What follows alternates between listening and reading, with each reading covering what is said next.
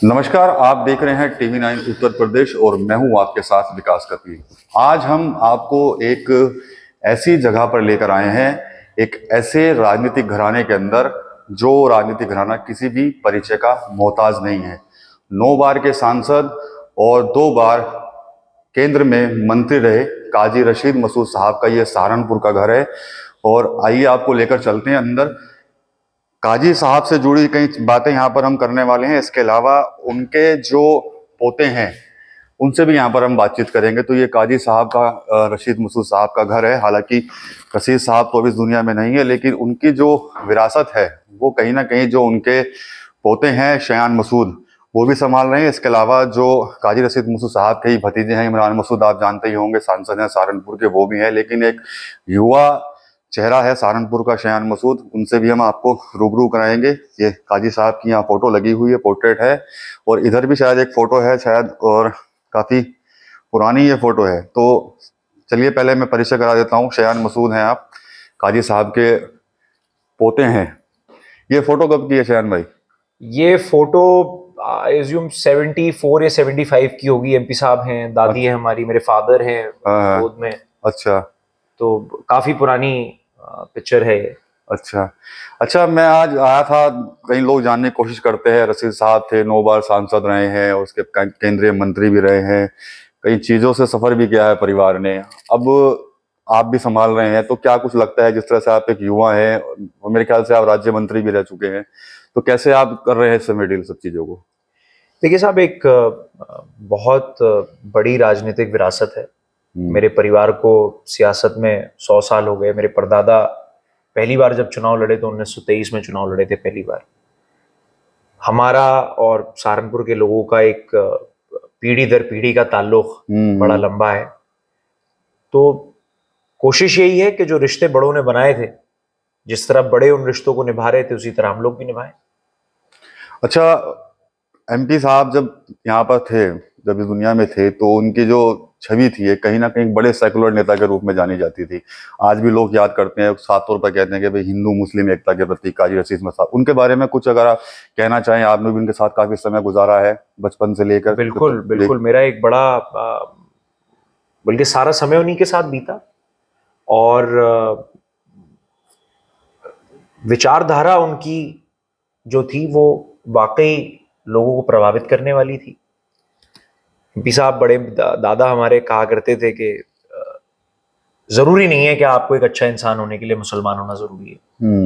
एक सच्चा पक्का हिंदू भी एक अच्छा इंसान हो सकता है, और एक सच्चा पक्का मुसलमान भी एक अच्छा इंसान हो सकता है। आप अपने मजहब को ईमानदारी से मानिए और दूसरे के मजहब की ईमानदारी से इज्जत करिए। और अपने 50 साल के राजनीतिक जीवन में उन्होंने कभी भी, मैं समझता हूं कि धर्म या जाति के आधार पर कभी भेदभाव नहीं करा। हमेशा हक और जायज के साथ वो खड़े रहे। बल्कि बहुत सारे परिवार ऐसे हैं जो आज भी हमारे साथ जुड़े हुए हैं, नकुड़ में, गंगू में, सहारनपुर में। पीढ़ी दर पीढ़ी का उनसे हमारा ताल्लुक है, बेहेट में। और उनके साथी का जो पैमाना था, वो पैमाना ये था कि साथी साथी, उसकी माली हैसियत क्या है, उसका धर्म क्या है, उसकी जाति है क्या है, इस बात से उन्हें कोई फर्क नहीं पड़ता था। और उन्होंने अपना पूरा जीवन अपनी इसी विचारधारा को जिंदा रखने के लिए निकाला। आप ही देखिए कि 91 में जब राम लहर अपने उरूज पर थी और पूरे देश के अंदर जो राम मंदिर का मुद्दा था वो गूंज रहा था, तो आली जनाब काजी रशीद मसूद साहब सहारनपुर से 1 लाख वोट से चुनाव जीत कर गए। और मैं समझता हूं वो जो 1 लाख वोट जीत का था, वो सारा का सारा वोट हमारे हिंदू साथियों का था। तो यकीनन उनकी सोच, उनकी विचारधारा, मरते दम तक वो इसी बात के लिए लड़े कि इस देश की गंगा जमनी तहजीब जिंदा रहनी चाहिए, इस देश के अंदर मोहब्बत और इत्तेहाद कायम रहना चाहिए। और आगे हम लोग भी अगर राजनीति में हैं, अगर संघर्ष कर रहे हैं, लोगों के लिए लड़ रहे हैं, तो इसी बात के लिए लड़ रहे हैं कि उनकी विचारधारा, उनकी सोच जिंदा रहे। इमरान जी ने चुनाव लड़ा था, आपके ससुर भी हैं, चाचा भी हैं। उस समय भी कहीं ना कहीं लोग कह रहे थे कि जो रशीद मसूद साहब की जो उस समय जो उनकी रणनीति हुआ करती थी, वही रणनीति इस बार काम आई है 24 में। तो इस पर भी कुछ कहेंगे आप क्या? देखिए, अपने टाइम से आगे थे रशीद मसूद साहब। आप ये समझिए कि 6 बार जनरल इलेक्शन जीतना, लोकसभा का चुनाव जीतना कोई आसान बात नहीं है जी। आजकल लोगों को 2 या 3 चुनाव जीतने में भी, या 1 चुनाव जीतने में भी नाको नकेल चने चबाने पड़ जाते हैं। जी। उन्होंने कभी भी कंट्रोवर्शियल बात नहीं करी। आप 50 साल का उनका पॉलिटिकल करियर देखिए, कभी उन्होंने कंट्रोवर्शियल बात नहीं करी, कभी उन्होंने कम्युनल बात नहीं करी, कभी उन्होंने कोई ऐसी बात नहीं करी जिससे समाज के अंदर कहीं भी दरार पड़ती हो। वो अपने उसूलों के इतने पक्के थे कि उन्हें चाहे राजनीतिक नुकसान उठाना पड़ा हो, लेकिन अपने उसूलों से उन्होंने कभी समझौता नहीं करा। हमने तो सुना है कि एक मर्तबा कहीं नकुड़ में झगड़ा हो गया, हिंदू मुसलमान झगड़ा हो गया कहीं, तो वो गए हिंदू साथियों में हमारे, और उन्होंने जाकर ये कहा कि भाई अगर आपको मुसलमानों का खून चाहिए तो मैं खड़ा हूं आपके सामने, मुझे मार कीजिए। और फिर वो अपने मुसलमान साथियों में गए अपने हिंदू साथियों को लेकर, और उन्होंने वहां जाकर कहा कि भाई अगर मुसलमानों तुम्हें हमारे हिंदू साथियों का खून ही चाहिए तो ये मेरे साथी खड़े, इन्हें मार लो। और नतीजा उसका ये हुआ कि वो जो दंगा हुआ था वो शांत हुआ, लड़ाई खत्म हुई। और इस तरह के अनेकों किस्से हैं। आप ही देखिए, अगर सहारनपुर के अंदर 2014 से पहले कभी दंगा नहीं हुआ तो इसलिए नहीं हुआ क्योंकि आली जनाब मरहूम काजी रशीद मुर्तज़ा साहब ने कभी होने नहीं दिया दंगा। उन्होंने, उनकी सोच, उनका काम करने का तरीका इतना प्रोग्रेसिव था कि वो झगड़े को रोक सकते थे। उन्होंने कभी दरार को बढ़ने नहीं दिया। और आपको पता ही है कि चौधरी साहब की और काजी की एक बड़ी लंबी पॉलिटिकल राइवलरी रही। चौधरी यशपाल सिंह भी था, बहुत जो थे, उनकी जो पॉलिटिक्स हुआ करती थी यहाँ पर, और उसको लेकर भी कहीं ना कहीं लगता था भाई 2 ही घराने हैं, एक तरफ काजी रशीद मसूद साहब हैं, एक तरफ चौधरी यशपाल सिंह जी हैं। इतना मतभेद होने के बावजूद भी मनभेद कभी नहीं थे। उन्होंने हमेशा चौधरी साहब की इज्जत करी, मान करा, सम्मान करा। आज के वक्त और दौर में खत्म हो गई हैं वो चीजें। अगर राजनीति में कोई आपका विरोधी है, वो आपको समाज में कहीं मिल जाए तो वो आपसे सही तरीके से हाथ मिलाने से भी कतराता है, जबकि नहीं होना चाहिए। मतभेद हो सकते हैं, आपकी विचारधारा अलग अलग हो सकती है, वैचारिक आपके सोच अलग हो सकती है, लेकिन अगर आप समाज में नहीं मिल रहे हैं तो आपको अच्छे से मिलना चाहिए। पॉलिटिकल आदमी का, जो आदमी राजनीति कर रहा है, वो एक मिसाल, उसको नजीर बनना चाहिए समाज के लिए। और अगर राजनीतिक लोग ही इस तरह से वो करने लगेंगे तो फिर समाज को क्या सिखा पाएंगे हम लोग। तो वो बहुत प्रोग्रेसिव, बहुत आगे की सोच रखने वाले लोगों में से थे। उस दौर में, जिस दौर में सोशल मीडिया नहीं था, जिस दौर में कोई इस तरह के माध्यम नहीं थे, उन्होंने वो कर दिखाया जो नामुमकिन था। वो घर घर पहुंचे, वो लोगों के चूल्हे तक से जुड़े हुए थे। तो यकीनन एक बहुत लंबा पॉलिटिकल करियर उन्होंने निकाला, अपनी सोच, अपनी विचारधारा को जिंदा रखकर निकाला, और अपने उसूलों पर निकाला, अपने दम पर निकाला। उन्होंने अपने उसूलों से कभी समझौता नहीं किया। अच्छा, आप पॉलिटिक्स में भी हैं, विरासत आगे बढ़ा रहे हैं, इसके अलावा देखता हूँ मैं आपकी फोटो, आप शूटिंग का भी शौक है आपको? मैं साहब अब तो आप उसे शौक ही कह सकते हैं। मैं प्रोफेशनल शूटिंग करी मैंने 2009 से और 15 तक। मैंने देश को रिप्रेजेंट करा इंटरनेशनली, मेडल्स जीते देश के लिए। मैं 3 बार back to back junior national champion रहा। तो आज से 10 साल पहले तो प्रोफेशनली कर रहा था, अब तो आप उसे शौक ही कह सकते हैं कि अब वो सिर्फ शौक रह गया है। अच्छा, दादाजी की याद आती हो तो क्या कुछ, कौन से सबसे ज्यादा बातें उनकी सबसे ज्यादा जहन में आती हैं आपके?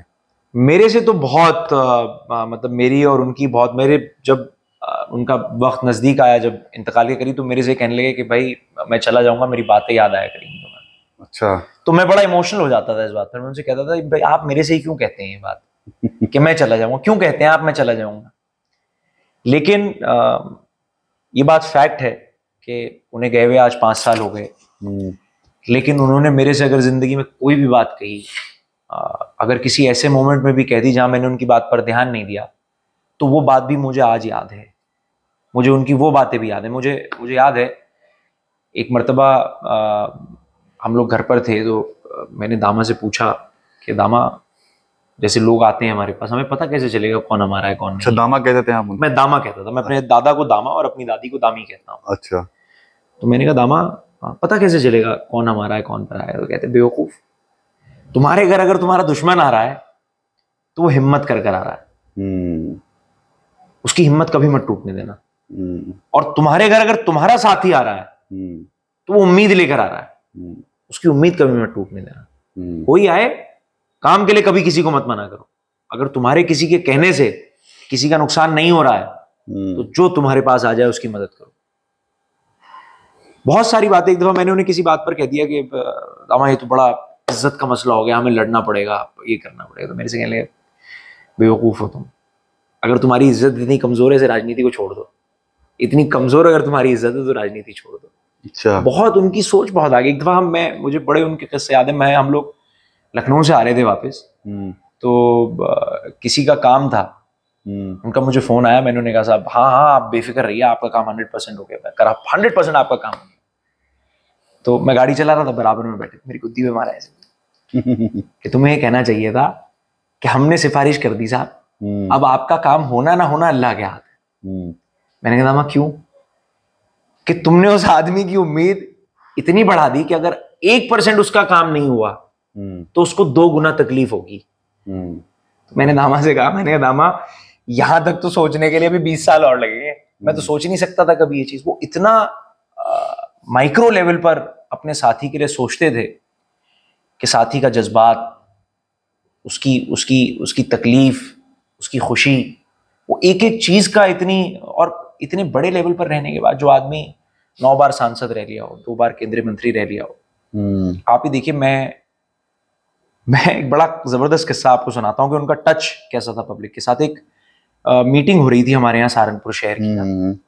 तो सहारनपुर शहर की मीटिंग हमारे यहाँ अक्सर ऐसी होती है कि हमारे जितने साथी हैं शहर के, वो बड़े एग्रेसिव हैं कि भाई झगड़ा भी करते हैं हमारे से, लड़ते भी हैं हमारे से। तो मैं जिंदगी में पहली बार साहब सहारनपुर शहर की मीटिंग अटेंड कर रहा था, 2014-15 की ये बात है। तो बड़ा हंगामा मीटिंग में साहब, एमपी साहब सोफे पे बैठे थे और सब एमपी साहब के ऊपर, दामा के ऊपर चढ़े जा रहे हैं। अजी हमारा ये काम आपने ये नहीं, बहुत देर झगड़ा करा। जब बहुत हो गया तो एमपी साहब ने कहा अच्छा भाई मेरी भी सुन लो, इतना झगड़ा तुमने कर लिया, मेरी भी सुन लो। तो शांत करा उन्होंने सबको, एक एक साथी की बात उन्होंने सुनी, एक एक साथी का उन्होंने जवाब दिया। इतनी उनकी पेशेंस उनके अंदर, इतना सब्र उनके अंदर।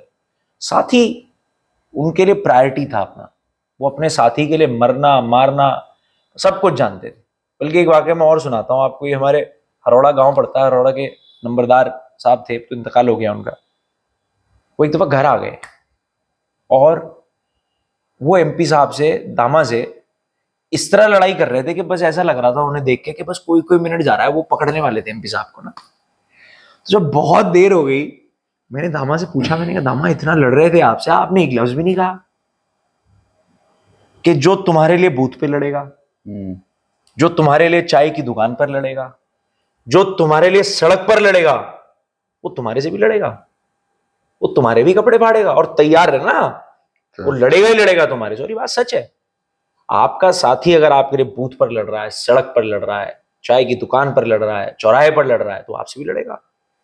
और इतना हक वो देते थे साथी को। मेरे परिवार के अंदर मैं समझता हूं अगर हम जिंदा हैं आज भी तो उसकी सबसे बड़ी वजह है हमारा साथी हमारे पे हक रखता है। कई साथी ऐसे हैं जो रात को 1 बजे कमरे में से उठा कर ला सकते हैं कि नहीं खड़े हो जाओ, चलो जी चलना पड़ेगा।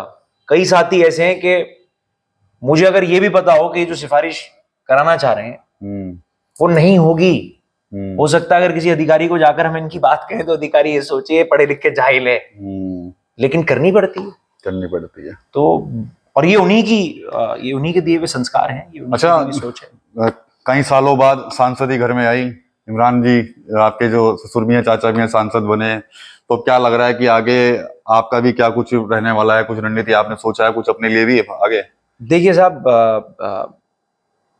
बड़ा प्लेन एंड सिंपल जवाब है इसका। मेरी पॉलिटिकल प्रायोरिटी एमपी एमएलए बनना नहीं। एमपी एमएलए बहुत छोटी चीज है। मैं बचपन से अपने ड्राइंग रूम में दर्जनों भर एमएलए और एमपीज देखता आ रहा हूँ। प्राथमिकता जो है वो लोगों के दुख में, उनकी तकलीफ में, उनकी खुशी में खड़े होकर उनका साथ देना है। जो लोग पीढ़ी दर पीढ़ी से मेरे परिवार के साथ जुड़े हुए हैं, उनके साथ वो रिश्ता निभाना है। और अगर कहीं भी जिले के या प्रदेश के कहीं कोने में किसी मजलूम के साथ, किसी गरीब के साथ जुल्म हो रहा है, तो जुल्म के खिलाफ आवाज उठाना है। बाकी देने वाला अल्लाह है, जो देना चाहेगा उसका शुक्रगुजार है, नहीं देना चाहेगा तो भी शुक्रगुजार है। चलिए ठीक है शायान भाई, धन्यवाद हमें समय देने के लिए। बहुत शुक्रिया। तो शायान मसूद थे और काजी रशीद मसूद साहब पूर्व केंद्रीय मंत्री और 9 बार के सांसद, उनके पोते हैं। उनसे जुड़ी हुई कई बातें आज शायान मसूद ने खुलकर जो है वो कैमरे के सामने शेयर की है। इसके अलावा जब हमने सवाल किया कि क्या भविष्य में वो भी MP MLA बनना चाहते हैं, तो इसका अभी कोई खुलकर जवाब शायान मसूद ने नहीं दिया है। TV9 यूपी के लिए सहारनपुर से विकास कबीर।